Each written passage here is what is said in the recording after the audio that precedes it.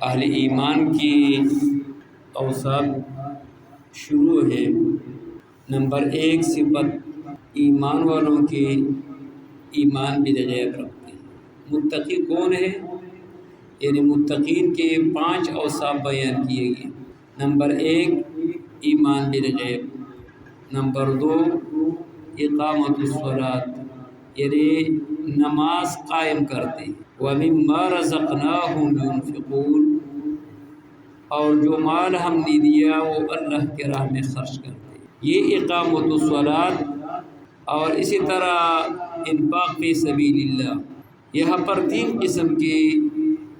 عبادت کی طرف اشارہ کیا گیا۔ ان میں سے ایک جس کا تعلق دل کے ساتھ ہے، ظاہر کے ساتھ نہ، کہ مومن کا نشانی یہ ہے کہ وہ اللہ پر عقیدہ رکھتے ہیں، اس میں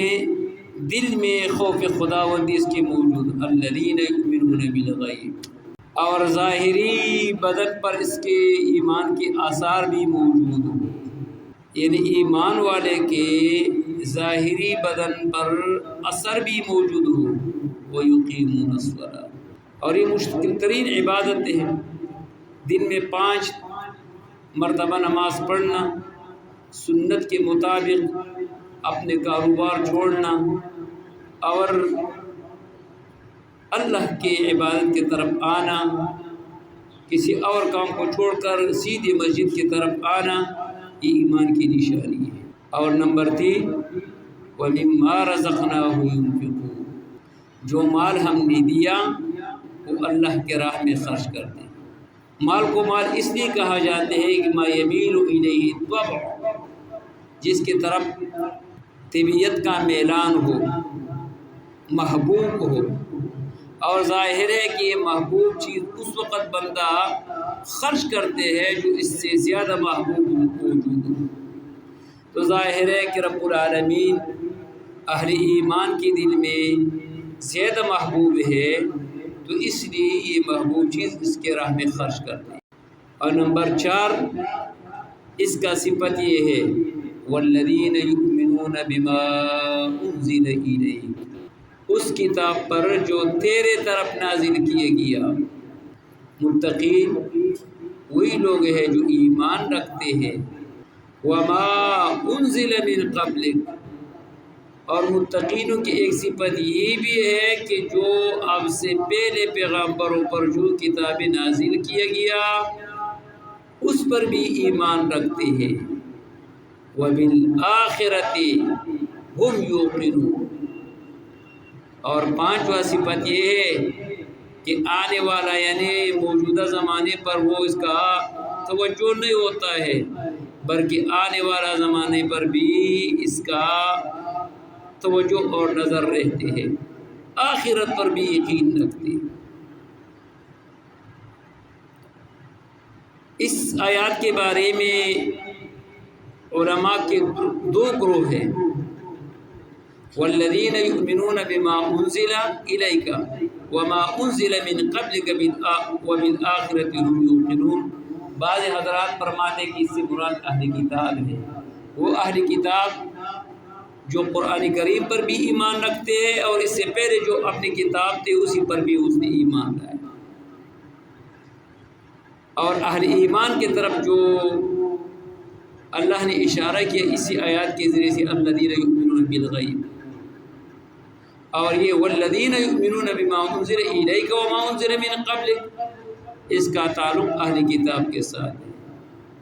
لیکن ظاہر ہے کہ یہ اہل کتاب کے ساتھ بھی ہے اور اہل ایمان مسلمانوں کے ساتھ بھی ہے۔ ہر ایک پر یہ لازم ہے کہ اس کتاب پر بھی ایمان رکھے اور اس سے جو پہلی کتاب نازل کیا گیا اسی پر بھی ایمان رکھے۔ اس لیے اہل کتاب اس لیے کافر ہوا اگرچہ وہ اپنی کتاب پر تو ایمان رکھتے ہیں، لیکن چون کہ رسول اللہ صلی اللہ علیہ وسلم پر ایمان نہیں رکھتے ہیں تو کافر ہوا۔ جو لوگ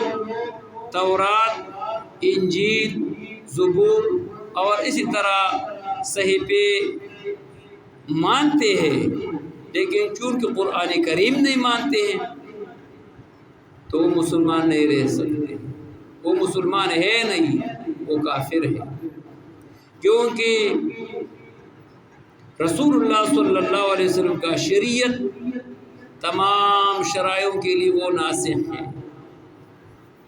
تو لہٰذا اس آیات سے مراد اہل ایمان مراد ہے۔ دوسرا والذین یؤمنون بما انزل، اور متقین کا ایک صفت یہ ہے کہ وہ ایمان رکھتے ہیں بما انزل الیک، جو نازل کیا گیا اس کے طرف،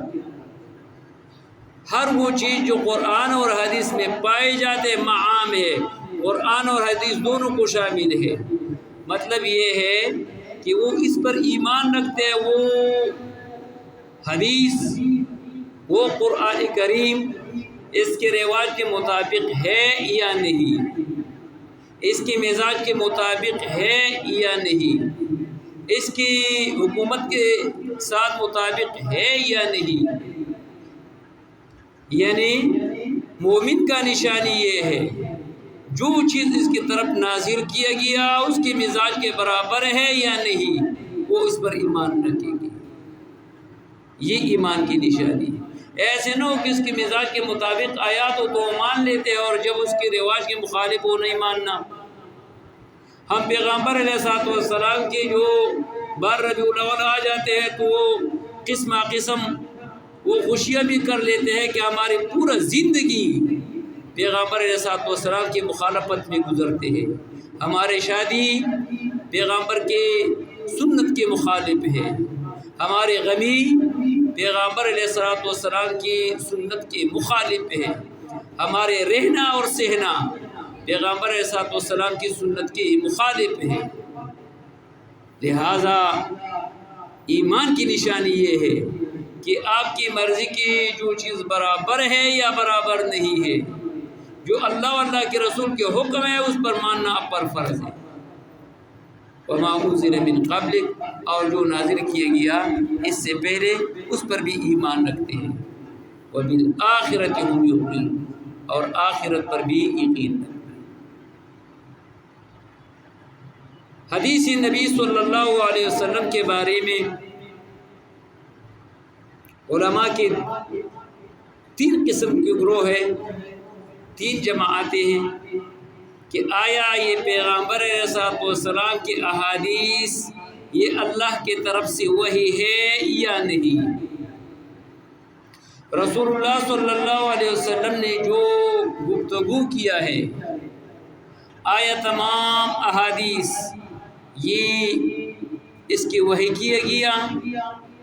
یا تمام احادیث وحی نہیں ہے؟ تو بعض حضراتوں کا رائے یہ ہے کہ پیغمبر علیہ السلام کی زبان سے جو بات جو نکلے ہے وہ سارے کے سارے اللہ کی طرف سے وحی ہے، ایک گروہ یہ، اور اس کا دلیل قرآن کریم کی یہ آیات وما ينطق عن الهوى ان هو الا وحی یوحى۔ یہ بعض حضراتوں کی رائے ہے جو صحیح نہیں ہے، اور بعض حضرات فرماتے ہیں کہ جو احادیث نبوی ہے، رسول اللہ صلی اللہ علیہ وسلم کے جو احادیث ہے، بخاری کے شکل میں ہے، ترمذی کی شکل میں ہے، مسلم اور ابن ماجہ کے شکل میں ہے، ترمذی کے شکل میں ہے، یہ وہی نہیں ہے، یہ رسول اللہ صلی اللہ علیہ وسلم کی زبان سے ویسے ہی گفتگو ہے، یہ اللہ کی طرف سے منزل نہیں۔ یہ بھی بعض حضراتوں کی رائے ہے، یہ بھی صحیح نہیں ہے۔ تیسرا گروہ یہ ہے کہ تمام احادیث وہی بھی نہیں ہے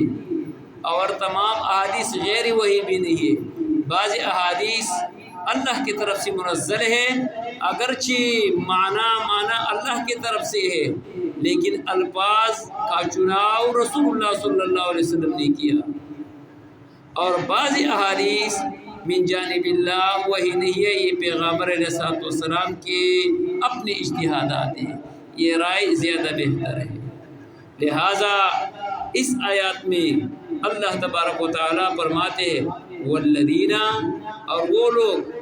یؤمنون ایمان رکھتے ہیں بما، تمام وہ چیز جو اللہ کی طرف سے قرآن کریم کی شکل میں ہے اور وہ باتیں جو احادیث کی شکل میں ہے، انزل الیک جو تیرے طرف نازل کیا گیا، وما انزل من قبلک اور جو آپ سے پہلے پیغمبروں پر جو کتابیں نازل کیا گیا اس پر بھی ایمان رکھتے ہیں، وبالآخرۃ هم یوقنون اور یہ آخرت پر بھی ایمان رکھتے ہیں۔